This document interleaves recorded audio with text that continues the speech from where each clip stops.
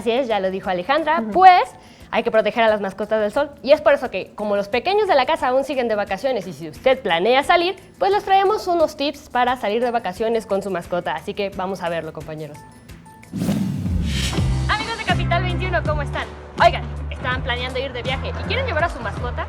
Pues hoy les vamos a dar unos tips para salir de vacaciones con su peludo y pasen unos días de diversión. Así que vamos a darle.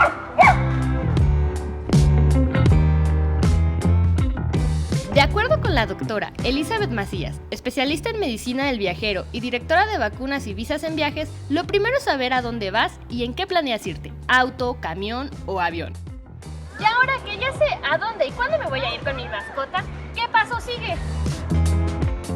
Es muy importante que tu mascota cuente con todos sus documentos, que son certificado oficial de salud, el cual contiene nombre, color, raza, sexo y fecha de nacimiento. También deberás tener cartilla de vacunas completa y actualizada, y en ciertos casos especiales que piden un certificado zoosanitario. Número 2. Consigue la transportadora correcta. En caso de necesitar una de estas transportadoras, es importante que elijas una en la que quepa. Puede estar parado sin tocar el techo y pueda dar vueltas a su gusto. Además, deberás dejar una bolsa de croquetas durante el viaje para que pueda alimentarse. Número 3. Elige un hotel pet friendly.